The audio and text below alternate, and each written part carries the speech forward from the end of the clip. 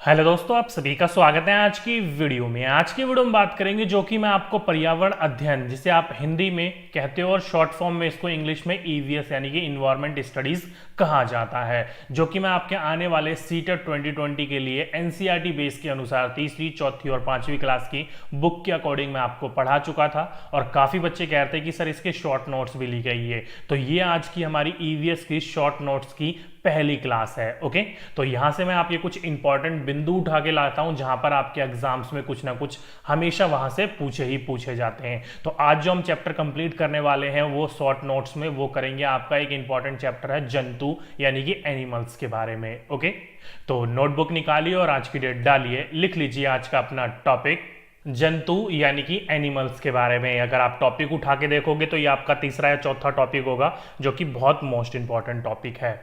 अब जंतु आखिर किसे कहते हैं, तो ध्यान रखिएगा प्रारंभिक स्तर पर जीवों का वर्गीकरण जो किया गया था वो कीटों, पक्षियों, रेंगने वालों या स्तनधारियों के रूप में किया गया था, जिनको सामूहिक रूप में यानी कि एक ग्रुप में क्या कहा जाता है, जानवर कहते हैं। जैसे कि आप नीचे फिगर वाइज देख रहे हो, ये पूरा का पूरा ग्रुप यानी कि बंच ऑफ एनिमल्स, इनको ही कहा जाता है, जिसमें सारे के सारे जानवर जो होते हैं वो इकट्ठे होते हैं, उनको कहा जाता है जानवर। हाथी अलग होता है, भालू अलग होता है, जिराफ अलग होता है, शेर अलग होता है, बब्बर शेर अलग होता है, लेकिन उनके सारे सामूहिक रूप को क्या कहा जाता है, जानवर कहा जाता है। ओके, ये तो आप सभी को पता होगा, हम सभी को बचपन से पढ़ाया गया है। ये आपका मेन बिंदु नहीं था, मेन बिंदु होते हैं शुरू अब। जंतुओं में जो हम आज बात करेंगे वो पक्षियों के बारे में बात करेंगे, यानी कि पक्षियों द्वारा बनाए जाने वाले घोंसले के बारे में। अगर आप इंपॉर्टेंट देखोगे टॉपिक वाइज तो आपके एग्जाम में यहां से एक क्वेश्चन जरूर पूछा जाता है, अगर आपने देखे होंगे एग्जाम में। जैसे कि 2019 में जो भी एग्जाम हुआ था उसमें भी आपका एक क्वेश्चन पूछा गया था।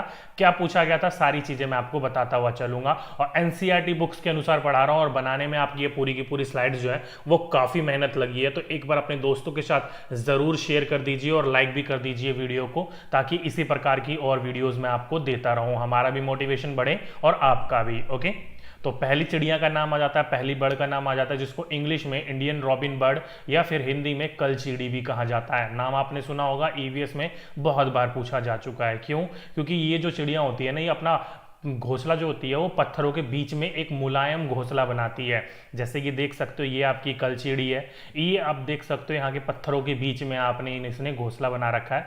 और इसके घोंसले में जो है वो आपकी लकड़ियों की टहनियाँ होती हैं, जड़ें होती हैं, ऊन, बाल और रुई इत्यादि के द्वारा ये बनाती है। जैसे कि ये देख सकते हो, ये सफ़ेद सफ़ेद जो है रुई से हैं और बाल वगैरह भी मिक्स होते हैं। टहनियाँ तो हर चिड़िया के घोंसले में होती ही होती हैं। ओके, तो ध्यान रखिएगा, मेन बात यहाँ पर ये बात है कि ये अपना घोंसला जो है वो पत्थरों के बीच में बनाती है, वो भी मुलायम। जैसे कि आप देख रहे हो, ये पत्थरों के बीच में यहाँ पर भी बैठी हुई है, और यहाँ पर भी इसने अपने अंडे कहाँ दे रखे हैं, पत्थरों के बीच में दे रखे हैं। ओके, मेन बात आपको यहाँ से ये ध्यान रखना है कि इंडियन रॉबिन बर्ड यानी कलचीड़ी जो है वो कहाँ पर घोंसला बनाती है, पत्थरों के बीच में।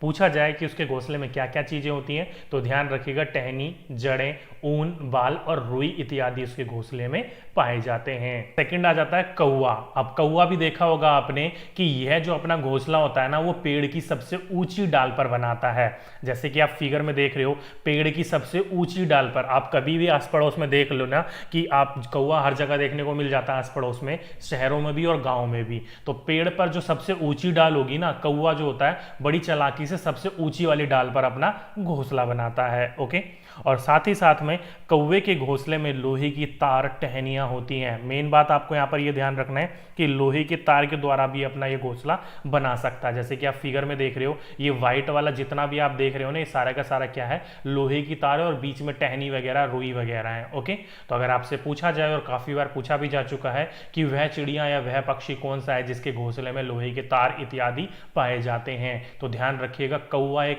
ऐसा अपना घोंसला बनाता है जिसमें लोहे के तार के द्वारा या लोहे की तार की मदद से भी वो अपना घोंसला बना लेता है। ओके, और साथ ही साथ में ध्यान रखिएगा कौवा जो होता है ना, उसकी के घोंसले के अंदर जो कोयल होती है ना, वो अपने अंडे देती है।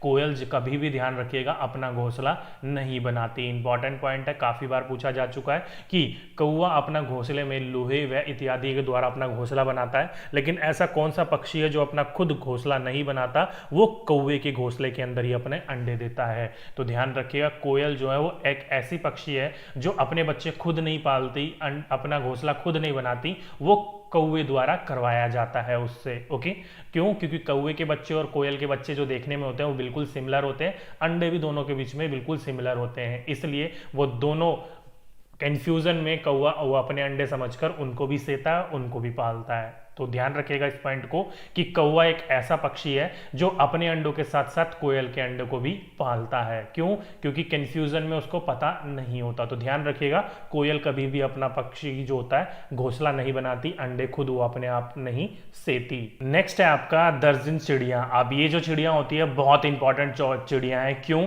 क्योंकि इसको इंग्लिश में टेलर बर्ड भी कहा जाता है। आखिर ऐसा क्यों कहा जाता है? तो ध्यान रखिएगा, ये अपने नुकीले चोंच से पत्तों में छेद करके सीकर घोंसला बनाती है। जैसे कि आप फिगर में देख सकते हो कि पत्तों को कैसे इसने, एक इंसान जैसे कपड़े सीता है वैसे इसने अपने पत्तों को, घोंसले को सी रखा है। देखिए क्रॉस में भी सी रखा है इसने, ताकि पत्ते से जो पत्तों को पत्ते में आपस में जोड़कर सी कर, जैसे कि आप यहाँ पर देख रहे हो, पहले ये छेद करती है नुकीले चोंच से। इनकी चोंच जो होती है वो काफी नुकीली होती है। ओके, उस नुकीली चोंच से पत्तों में छेद करके उनको सी कर उसके अंदर अपने ये अंडे देती है। ओके, तो अगर आपसे पूछा जाए टेलर बर्ड यानी कि दर्जी चिड़िया जो होती है वो कैसे अपना घोंसला बनाती है, तो ये अपने पत्तों को सीकर घोंसला बनाती है। बिल्कुल अगर आप इसका घोंसला फिगर में देखोगे तो काफी ऐसा लगता है जैसे कि इंसान के द्वारा कपड़े सिले गए हों। ओके, तो इसकी खासियत क्या है घोंसलों की? तो ये अपने नुकीले चोंच से पत्तों में छेद करके उनको सीकर फिर अपना ये घोंसला बनाती है। तो अगर आपसे क्वेश्चन पूछा जाए कि वह चिड़िया कौन सी है जो पत्तों को छेद करके सीकर अपना घोंसला बनाती है,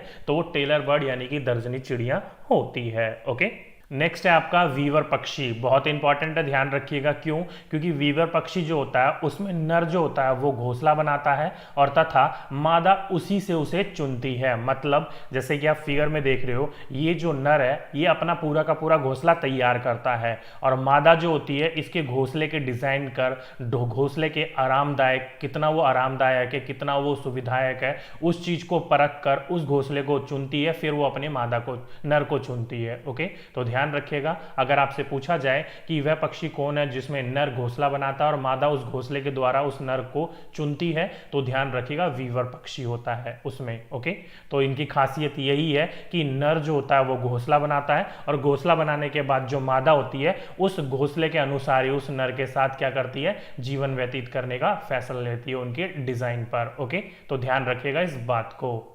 नेक्स्ट है आपका फख्ता पक्षी। अब बहुत इंपॉर्टेंट है। क्यों? क्योंकि ध्यान रखिएगा ये जो है वो अपने कैक्टस के कांटों के बीच में या फिर मेहंदी की मेड़ पर अपना घोंसला बनाती हैं। इंपॉर्टेंट पॉइंट है, ध्यान रखिएगा। जैसे कि आप देख सकते हो ये है आपकी फख्ता पक्षी, जो कि आप यहाँ पर देखोगे तो बीच में ये वाला जो पोर्शन है वो क्या है, घोंसला है। तो और पेड़ किस चीज का, ये कैक्टस का। तो ध्यान रखिएगा फख्ता पक्षी एक ऐसा पक्षी है जो मेनली, आपको यहाँ पर मेनली ये ध्यान रखना है कि कैक्टस के कांटों के बीच में घोंसला कौन बनाता है, तो फख्ता पक्षी।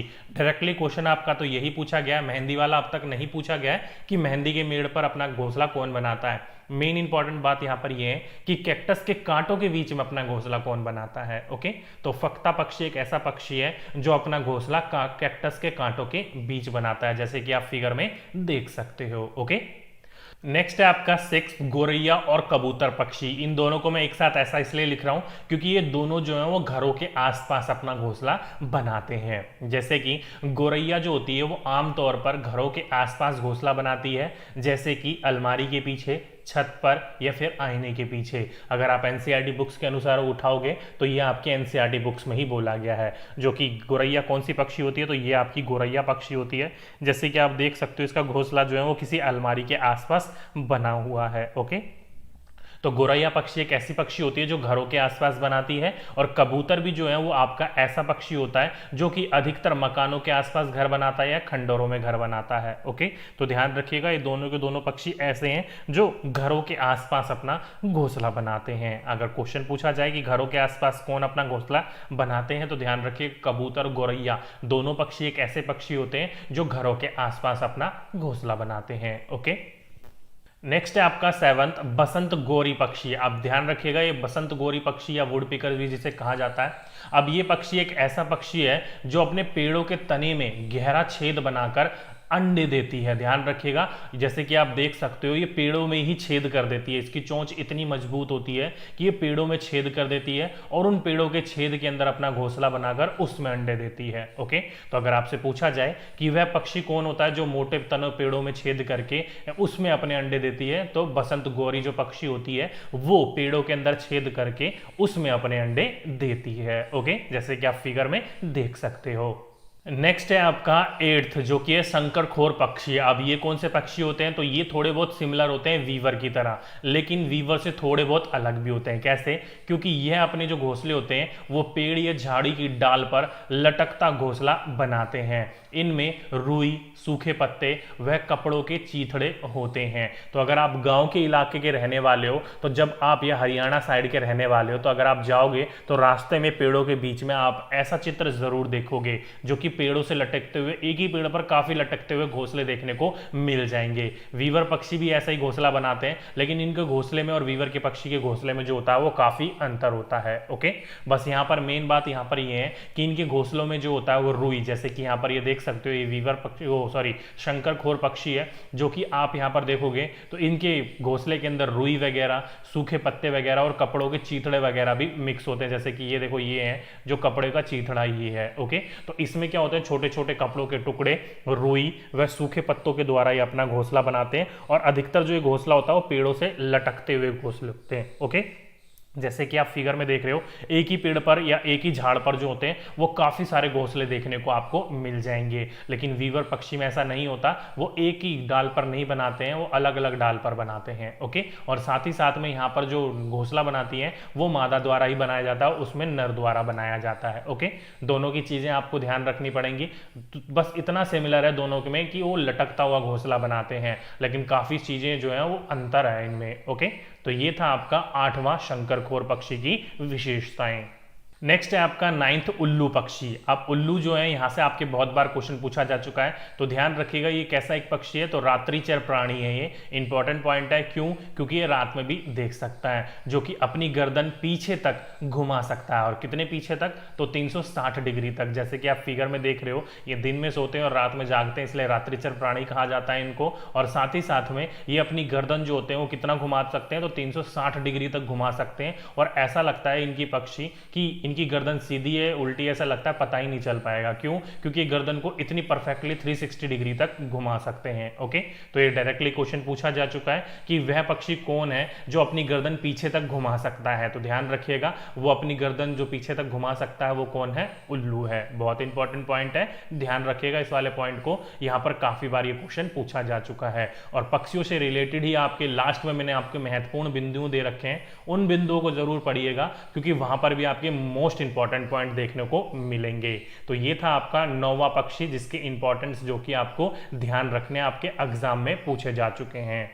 नेक्स्ट है आपका 10वां मैना पक्षी। अब मैना पक्षी को एनसीईआरटी बुक्स में कहा गया है कि ये रेगिस्तान में मैना चिड़ियां पाई जाती हैं। अगर एनसीईआरटी के अनुसार माना जाए तो वैसे तो आपको मेनली अधिकतर जगहों पर ये देखने को मिल जाती है, बिल्कुल आम चिड़ियां हमारे इंडियन यानी कि भारत में। ये वाली चिड़ियां आप देख सकते हो, आपने हर जगह देखी होंगी, लेकिन एनसीईआरटी बुक्स में कहा गया है कि रेगिस्तान में पाई जाती हैं, तो हम मान लेते हैं, क्योंकि बेस सारी की चीजें किससे होती है? एनसीईआरटी से। ओके, नेक्स्ट पॉइंट है आपका कि मैना अपनी गर्दन जो है वो झटके से पीछे कर लेती है। ध्यान रखिएगा, जैसे कि आप ये फिगर में देख रहे हो, ये अपनी गर्दन जो है वो पीछे तक झटके से मोड़ लेती है। तो ये वाला क्वेश्चन अभी फिलहाल जो 2019 में आया था पेपर, उसमें पूछा भी गया था कि वह पक्षी कौन है जो अपनी गर्दन झटके से पीछे कर लेती है। तो ध्यान रखिएगा, मैना पक्षी जो है वो अपनी गर्दन जो है वो झटके से पीछे कर लेती है एकदम से। ओके, इंपॉर्टेंट पॉइंट है, ध्यान रखिएगा। अभी 2019 में जो सीटेट हुआ था फिलहाल 3-4 महीने पहले, उसमें ये वाला क्वेश्चन पूछा गया था। ओके, तो इंपॉर्टेंट पॉइंट है, दोनों के दोनों ध्यान रखिएगा इन पॉइंट को। नेक्स्ट है आपका 11th बगुला पक्षी। अब जैसे कि आपने कहीं ना कहीं तो ये बगुला तो देखा ही होगा, तो बगुला पक्षी से भी रिलेटेड कुछ पॉइंट्स आ जाते हैं। जैसे कि बगुला जो है वो भैंस पर बैठकर उसके या उसके शरीर पर जो कीड़े होते हैं उनको खाता है। जैसे कि आपने गांव इलाके में देखा होगा कि भैंस के ऊपर हमेशा बगुले बैठने को देखने को मिलते ही रहते हैं। तो ये वाला क्वेश्चन भी जरूर देखा होगा अपने एग्जाम में कि बगुला होता है वो भैंस की पीठ पर बैठा होता है। ऐसा क्यों होता है? तो ध्यान रखिएगा, ऐसा इसलिए होता है क्योंकि भैंसों की जो शरीर पर कीड़े होते हैं उनसे उसको भैंसों को छुटकारा मिल जाता है और बगुले को उसका भोजन मिल जाता है। मतलब बगुला जो होता है वो भैंस की पीठों पे से जो कीड़े होते हैं उसको चुन चुन के खा लेता है और जिससे भैंस को उसको कीड़ों से छुटकारा मिल जाता है और बगुले को अपना भोजन मिल जाता है। इसलिए भैंस जो है वो बगुले को अपनी पीठ पर बैठने देती है। ओके, अगर आप गांव घर के इलाके से हो तो आपने ये वाला चित्र जरूर देखा होगा, ये वाला फिगर आपने जरूर देखा होगा। तो डायरेक्टली ये वाला क्वेश्चन पूछा जा चुका है, तो ध्यान रखिएगा बगुला भैंस की पीठ पर इसलिए बैठने को देखने को मिलता है ताकि भैंस की पीठ पर जो या कीड़े मकोड़े होते हैं उनको वो खा लेता है बगुला, जिसके कारण बगुले को भोजन मिलता है और भैंस को उसके कीड़ों से छुटकारा मिल जाता है। ओके, तो ये 11 इंपॉर्टेंट पक्षियों के घोंसले और पक्षियों की विशेषताओं के बारे में आपको बताना था, जहां से आपके हमेशा क्वेश्चंस पूछे जाते हैं। ओके, और जैसे कि मैंने आपको बोला था कि पहले हम पक्षियों के बारे में बात करेंगे और फिर पक्षियों के महत्वपूर्ण बिंदुओं के बारे में बात करेंगे। तो चलिए अब बात कर लेते हैं महत्वपूर्ण बिंदुओं से, जहां से आपके कुछ क्वेश्चंस बनने को देखते हैं। चलिए उन पॉइंटों को एक बार देख लेते हैं। तो लिख लीजिए महत्वपूर्ण बिंदु, इंपॉर्टेंट पॉइंट्स। अब इसमें होता क्या है, क्या क्या महत्वपूर्ण बिंदु है, देखिए। पहला पॉइंट कि पक्षियों के पंख जो होते हैं वो उड़ने के लिए साथ ही साथ में सर्दी गर्मी से बचने हेतु रूपांतरित होते हैं। इंपॉर्टेंट पॉइंट है, ध्यान रखिएगा। जैसे पक्षी जो होते हैं वो हमेशा जैसे इंसानों की तरह कपड़े पहन के गर्मियां तो नहीं लेते या फिर सर्दियों से बचते तो नहीं है, तो उसी प्रकार से पक्षी जो होते हैं वो पंख जो होते हैं उनके उड़ने में काम आते हैं और साथ ही साथ में सर्दी व गर्मी से बचने के लिए वो रूपांतरित यानी कि चेंजेबल होते रहते हैं। पहला पॉइंट। दूसरा है आपका कि पक्षियों के जो चोंच होते हैं उनमें दांत नहीं होते। इंपॉर्टेंट पॉइंट है, ध्यान रखिएगा, पक्षियों के चोंच में दांत नहीं होते हैं। नेक्स्ट पॉइंट है पक्षियों में मूत्राशय नहीं होता है। अब ध्यान रखिएगा, आपने देखा होगा कि चिड़ियां जो होती है वो उड़ते उड़ते ही क्या कर देती है, वो अपना देखा होगा बीट वगैरह कर देती है। ओके, तो ध्यान रखिएगा पक्षियों के अंदर ना मूत्राशय होता है और ना ही वो अपने पेशाब वगैरह को स्टोर करके रख सकते हैं। जैसे कि इंसानी शरीर होता है वो अपने अंदर कुछ हद तक, जब उनके कुछ हद तक वो अपने पेशाब को रोक कर रख सकते हैं, वैसे आपका पक्षी नहीं कर सकते। वो बीट के अनुसार ही वो मूत्राशय यानी कि दोनों चीज एक साथ कर देते हैं, वो अपने प्रेशर को बनाकर नहीं रख सकते इंसानों की तरह, मनुष्य की तरह। ओके, तो पक्षियों में मूत्राशय नहीं होता है, ध्यान रखिएगा। यह प्रवास पर जाते हैं और ये क्या होते हैं, समतापी प्राणी होते हैं। ध्यान रखिएगा, कैसे प्राणी होते हैं, समतापी प्राणी होते हैं। साथ ही साथ में एक क्वेश्चन पूछा जा चुका है, तो ध्यान रखिएगा पक्षियों के हृदय में यानी कि दिल में कितने कोष्ठ होते हैं, तो 4 कोष्ठ होते हैं। 4 पार्टों में पक्षियों का दिल बटा होता है। इंपॉर्टेंट पॉइंट है, ध्यान रखिएगा। पूछा जाए कि पक्षियों के दिल में कितने कोष्ठ होते हैं, तो ध्यान रखिएगा 4 कोष्ठ होते हैं, 4 पार्ट होते हैं। ओके, नेक्स्ट पॉइंट है आपका गोरैया, फक्ता और शंखाखोर। ध्यान रखिएगा 3 चिड़ियां मैंने आपको बताई थी, ये तीनों के तीनों चिड़ियां जो होती हैं वो जोड़े में रहती हैं और ये अपना घोंसला जो है वो स्वयं बनाती है। इंपॉर्टेंट पॉइंट है, ध्यान रखिएगा, ये तीनों की तीनों चिड़ियां जोड़े में रहती है। अगर जोड़े में से कोई भी एक चिड़िया मर जाती है तो दूसरा अपने आप मर जाता है। ओके, तो ये तीनों की तीनों चिड़ियां कैसे रहती हैं, जोड़े में रहती है। इंपॉर्टेंट पॉइंट है, ध्यान रखिएगा। और हमारे विश्व में ये आपके 5 ऐसे पक्षी हैं, एमू, कीवी, पेंगुइन, रिया और शुतुरमुर्ग। ये 5 ऐसे पक्षी हैं, पक्षी होने के बावजूद भी ये क्या है, उड़ नहीं पाते हैं, उड़ नहीं सकते हैं ये पक्षी। ओके, तो अगर आपसे पूछा जाए कि ना उड़ने वाले पक्षियों के समूह को चुनिए, तो एमू, कीवी, पेंगुइन, रिया एवं शुतुरमुर्ग जो है ये आपके ना उड़ने वाले पक्षी हैं। और शुतुरमुर्ग का जो अंडा है वो विश्व का सबसे बड़ा अंडा होता है। ध्यान रखिएगा कि विश्व का सबसे बड़ा अंडा कौन देता है, तो शुतुरमुर्ग देता है। ओके, अधिकतर आपको ये कहाँ देखने को मिलते हैं, ऑस्ट्रेलिया साइड रेगिस्तान इलाके में देखने को मिलते हैं। ओके, और पेंगुइन वगैरह क्या होते हैं, तो ये पानी में तैरते हैं। पेंगुइन जो होते हैं वो पानी में रहते हैं, ये उड़ नहीं पाते हैं। जैसे हम पक्षी हवा में उड़ते हैं तो पेंगुइन पानी के अंदर इतनी तेज चलता है, इतनी तेज उड़ता है, ऐसा मान लो कि वो पानी का क्या है, उड़ने वाला पक्षी है। ओके, इंपॉर्टेंट पॉइंट है, ये 5 आपके ऐसे पक्षी हैं जो उड़ नहीं सकते। नेक्स्ट पॉइंट है आपका पक्षी केवल अंडे देने के लिए घोंसला बनाते हैं। इंपॉर्टेंट पॉइंट है, जैसे कि इंसान जो घर बनाते हैं वो रहने के लिए बनाते हैं, लेकिन पक्षी केवल अंडे देने के लिए घोंसला बनाते हैं, और वो भी कब, तो अप्रैल महीने में। इंपॉर्टेंट पॉइंट है, ध्यान रखिएगा कि पक्षी कब अपना घोंसला बनाना शुरू करते हैं, तो अप्रैल महीने में, और अंडे देने के लिए घोंसले वो केवल बनाते हैं। नेक्स्ट बिंदु है आपका पक्षियों की हड्डी खोखली होती है, उनमें हवा भरी हुई होती है। इंपॉर्टेंट पॉइंट है, ध्यान रखिएगा। जैसे कि मनुष्य होता है या जानवर वगैरह, जैसे कि भैंस वगैरह, गाय वगैरह जो होती है, हमारी जो हड्डियां होती हैं वो क्या होती हैं, मजबूत होती हैं, वो भरी हुई होती है। ये लेकिन पक्षियों की जो हड्डियां होती है वो कैसी होती हैं, खोखली होती है, उनके अंदर हवा भरी होती है। क्यों? क्योंकि उनको हवा भरने के कारण उनकी हड्डियां जो होती है वो हल्की होती है, हल्की होने के कारण ही वो उड़ पाते हैं। ओके, इंपॉर्टेंट पॉइंट है, ध्यान रखिएगा। जैसे कि इंसानी हड्डियों के अंदर बोन मैरो पाया जाता है, वो भरी हुई होती है वो पतले से मांस की वजह से, लेकिन पक्षियों की हड्डी अंदर से खोखली होती है, उनमें हवा भरी होती है, तभी वो उड़ने में उनकी सहायता करता है। इंपॉर्टेंट पॉइंट है, ध्यान रखिएगा। नेक्स्ट पॉइंट है, पक्षी एक ही समय पर दो आंखों से दो अलग अलग चीजों पर नजर डालते हैं। इंपॉर्टेंट पॉइंट है, ध्यान रखिएगा। पक्षी जो होते हैं उनके बीच में जो होती है वो उनका जो मांस का बना हुआ जो नोकीली चीज हो जाती है ना, जैसे कि फॉर एग्जांपल कोई भी पक्षी जो होता है वो इस प्रकार से होता है, इस प्रकार से होता है। तो यहां पर एक आंख होती है और इसके पीछे एक आंख होती है, तो ये वाला हिस्सा जो आता है वो बीच में आ जाता है। तो इसलिए कहा जाता है पक्षी जो होता है वो अपनी दोनों आंखों से दो अलग अलग चीजों पर नजर डाल लेते हैं, इसलिए इंपॉर्टेंट पॉइंट है, ध्यान रखिएगा। ओके, नेक्स्ट है आपका, पक्षी देखने हेतु अपनी गर्दन को ज्यादा घुमाते हैं। आपने देखा होगा ये वाला क्वेश्चन पूछा भी जा चुका है कि पक्षी जो होते हैं वो अपनी गर्दन को ज्यादा घुमाते हैं। ऐसा क्यों करते हैं? क्योंकि उनकी आंखों की जो पुतलियां होती हैं ना वो घूम नहीं सकती। जैसे कि हमारी इंसानों की आंखों की पुतलियां होती हैं, हम लेफ्ट राइट घुमाकर देख सकते हैं इसको। ओके, लेकिन पक्षियों में ऐसा नहीं होता, उनकी आंखों की पुतलियां फिक्स होती हैं, उनको दाएं बाएं देखने के लिए आंखों की जगह अपनी गर्दन घुमानी होती है। इंपॉर्टेंट पॉइंट है, काफी बार ये क्वेश्चन पूछा जा चुका है, तो ध्यान रखिएगा। पक्षी अपनी गर्दन बहुत ज्यादा घुमाते हैं। क्यों घुमाते हैं? क्योंकि उनकी आंखों की पुतलियां घूम नहीं सकती, इसलिए वो अपनी दाएं बाएं देखने के लिए अपनी गर्दन को घुमाते हैं। वैसे ही आपका ये इंपॉर्टेंट पॉइंट है कि चील, बाज व गिद्ध ये तीन पक्षी ऐसे हैं जो हमसे 4 गुना ज्यादा दूरी तक देख पाते हैं। तो डायरेक्टली ये क्वेश्चन पूछा जा चुका है कि उस पक्षियों का समूह को चुनिए जो मनुष्य से 4 गुना बेहतर देख सकते हैं। तो ध्यान रखिएगा, चील, बाज और गिद्ध ये 3 पक्षी आपके ऐसे पक्षी हैं जो इंसानी आंखों के द्वारा 4 गुना बेहतर देख सकते हैं। ओके, और साथ ही साथ में रात में जागने वाले जानवर जो होते हैं वो हर चीज को कैसा देखते हैं? सफेद व काला ही देखते हैं। ध्यान रखिएगा, काली ही देखते हैं। जैसे कि बाघ है, बाघ में जो रात में उनको दिखाई देता है वो कैसा दिखाई देता है? सफेद व काली दिखाई देती है। उल्लू है जो रात में जागता है, वो उसमें को रात की सारी चीजें कैसे दिखाई देती है? सफेद व काली दिखाई देती हैं। ओके, तो पर रात में कोई भी जानवर जो जागता है वो दिखता है उसको, तो वो कैसी देखता है? सारी की सारी चीजों को कलर वाइज नहीं देखता, वो सफेद व काली के अनुसार, ये 2 कलर में ही उसको सारी की सारी चीजें रात में दिखाई देती हैं। ओके, तो ये था आपका इंपॉर्टेंट